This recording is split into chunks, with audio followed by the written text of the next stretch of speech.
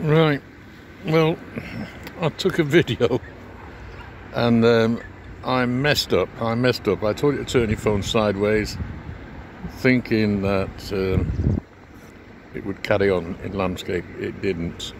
It made a right mess. So it was either upside down, flipped from left to right, God knows what it was, but it wasn't right. So I'll do more or less the same thing again. I'm in the same spot as I was in yesterday. It's lovely, it's a glorious day. Plenty of people out, and they're all keeping their social distancing, as Mr. Boris said we should.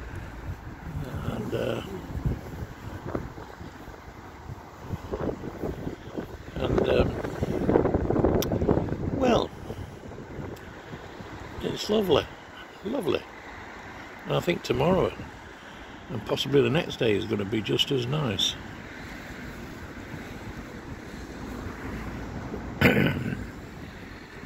I feel sorry for the youngsters, you know, the under 30s, not being able to have a normal social life like what we had. Dear, oh dear. Mind you, our parents had it bad, didn't they? I mean, my mum, she was born in the First World War, a young mother, on her own, with 3 or 4 kids through the Second World War. And then years of austerity, rationing, carried on to 1950. I was always hungry as a kid, always hungry. What do you mean, Mr. Earl? I've made up for it since. Yeah. If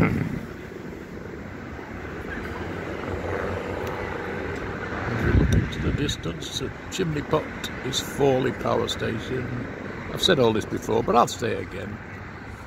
To the right of the Chimney Pot is Southampton Water, and Southampton beyond that. To the left of the Chimney Pot is the start of the New Forest.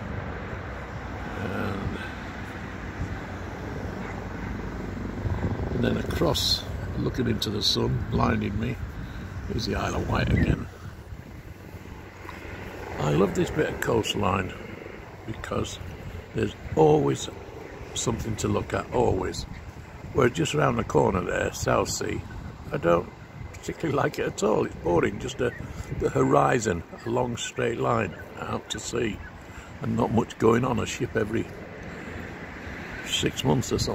Whereas here there's always something going on.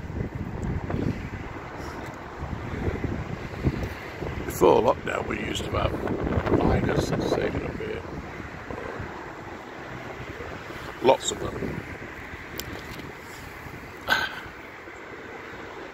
We still get oil tankers, although not as many. There's not as much oil flying around the world at the moment, so we're not getting many of them either.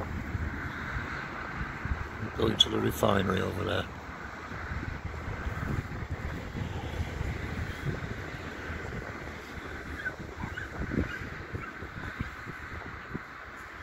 Everybody's fetching their dogs down to the beach. A lot of them take them on the beach because they walk along the bottom of the beach. If they're down the bottom of the beach, it's not so bad, and their doggies do their little doo-doos, and then the next tide washes it away, so they don't carry their doodah bags. Whereas the ones who walk up this end of the beach, the top end, their dogs do doo-doos. If they do doo-doos, they're there for a long time, forever almost, until somebody steps in it or whatever. Anyhow, we'll change the subject. If your dog does doo-doos, do pick it up.